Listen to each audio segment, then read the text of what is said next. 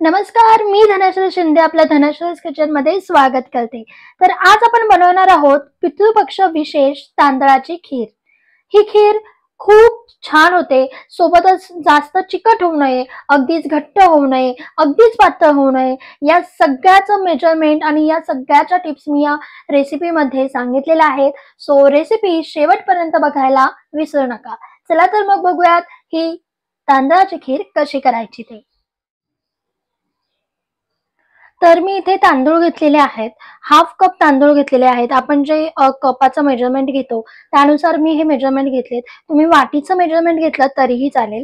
तर मी इथे half cup तांदूळ घेतले आहेत. तुम्ही कुठलेही तांदूळ घेतलेत तरीही चालेल, पण सुवासिक तांदूळ असतील तर त्याचा स्वाद आणखीनच वाढतो. तांदूळ जे आहेत ते आपल्याला अर्धा तास भिजवून ते मिक्सरमधून थोडेसे बारीक करून घ्यायचे आहेत. अगदी थोडेसे, तुम्ही इथे बघू शकता, जाडसर असे बारीक आपल्याला तांदूळ करून घ्यायचे आहेत. तर मी इथे पॅन जो आहे तो गरम करायला ठेवलेला आहे. आता सर्वात आधी आपण यामध्ये 3 ते 4 टेबलस्पून तूप टाकून घेऊया.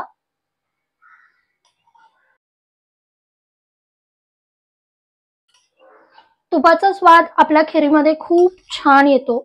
मी इथे साजूक तूप वापरते, गावाकडचं साजूक तूप. आणि त्यासोबतच मी इथे 1 लिटर स्पेशल दूध सुद्धा गरम करून ठेवलेलं आहे, उकळून घेतलेलं आहे. तर आता आपण तूप थोडंसं गरम करून घेऊ. तूप जे आहे ते थोडंसं गरम झाल्यानंतर आपण यामध्ये ऍड करूयात तांदूळ, जे आपण अर्धा तास भिजवले आणि मिक्सर बंद चालू करत याला मी थोडंसं बारीक करून घेतलेलं आहे. हे असं टेक्स्चर व्हायला पाहिजे तांदळाचं, म्हणजे अगदीच बारीक नाही करायचे आपल्याला, थोडेसे जाडसर बारीक असे करून घ्यायचे आहेत. आणि आता हा तांदूळ जो आहे तो आपल्याला छान असा भाजून घ्यायचा आहे. गॅसची फ्लेम ही लोच ठेवायची. मंद आचेवरती छान थोडासा कलर चेंज होतोपर्यंत आपल्याला हा तांदूळ भाजून घ्यायचा आहे.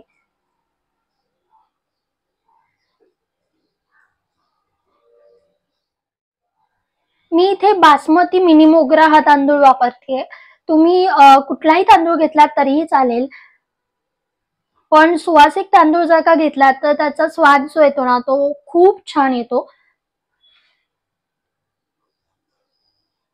3 ते 4 मिनिटं आपल्याला हा तांदूळ मंद आचेवरती छान असा भाजून घ्यायचा आहे.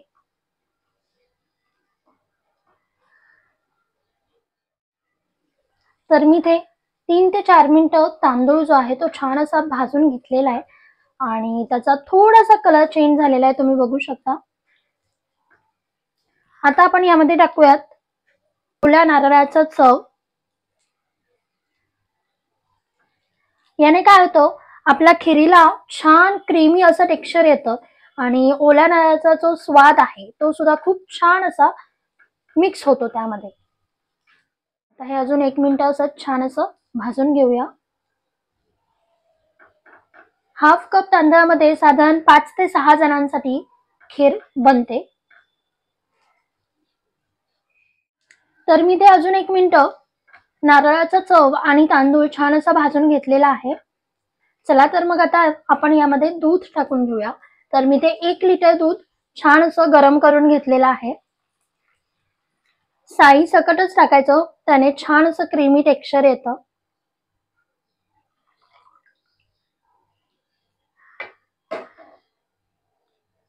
आणि आता हे छान असं सगळं मिक्स करून घेऊया.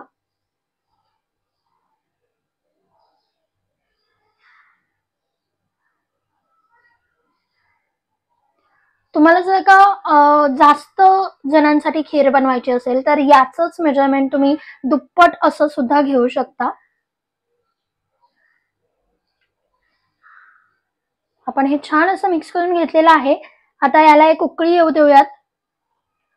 गॅसची फ्लेम जी आहे ती मीडियम टू हायच्या मध्ये ठेवायची, एक उकळी काढून घ्यायची आणि मग आपण याची गॅसची फ्लेम जी आहे ती लो ठेवणार आहोत. चला तर मग आधी उकळी येऊ देऊयात, मग बघूया.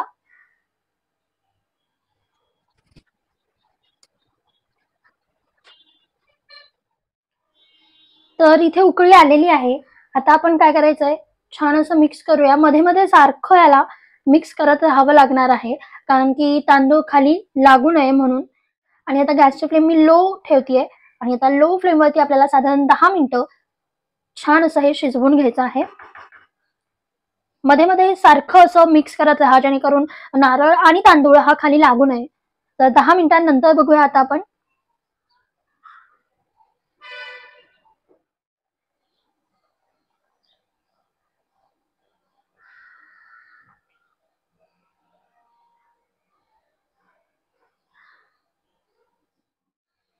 तर 10 मिनिटं आपण छान असं हे शिजवून घेतलेलं आहे. गॅसची फ्लेम ही लोच ठेवायची आणि आता 10 मिनिटं शिजवून झाल्यानंतर आपण यामध्ये ऍड करूयात हाफ कप साखर. हाफ कप तांदूळ घेतलेला आहे, त्यासाठी मी इथे हाफ कप साखर घेते.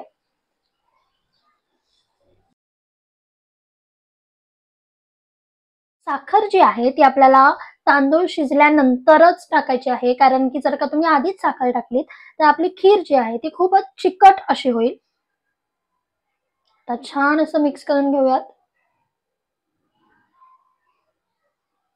त्यासोबतच आपण इथे ड्रायफ्रुट्स टाकून घेऊयात. तर मी इथे बदामाचे छान असे तुकडे घेतलेले आहेत, त्यानंतर काजू घेतलेले आहेत. तुम्हाला जे जे ड्रायफ्रुट्स आवडतात ते ते तुम्ही टाकू शकता. त्यासोबतच इथे केसर टाकूयात थोडंसं, याने छान असा कलर पण येईल आणि स्वाद पण मस्त येईल. हे सगळं मस्त असं मिक्स करून घेऊयात.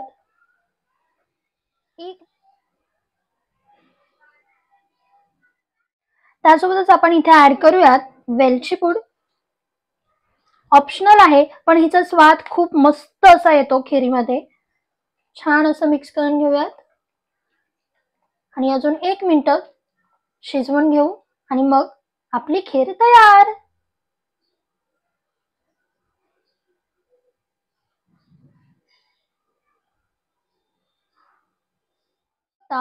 आपली खीर जी आहे ती अगदीच घट्टही नाही आणि अगदीच पातळही नाही, मस्त अशी झालेली आहे. हिची कन्सिस्टन्सी पण बघा. वाव. चला तर मग आता सर्व करून घेऊया. तर इथे आपली खीर तयार आहे. मी छान मस्त एका बाउलमध्ये सर्व केलेली आहे. त्याच्यावरती बदाम ठेवलेले आहेत गार्निशिंगसाठी. सोबतच केसर पण टाकूया. वाव.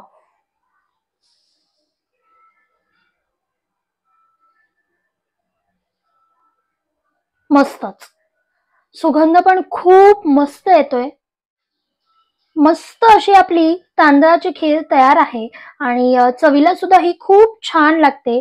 जर का तुम्हाला ही रेसिपी आवडली तर रेसिपीला लाईक करा आणि जर तुम्ही अजून धनश्रीज किचनला सबस्क्राईब नसेल केलं, लगेचच जावा, सबस्क्राईब करा, बेल आयकॉनवरती क्लिक करायला विसरू नका. Bye bye. लवकरच भेटूयात नवीन रेसिपी घेऊन.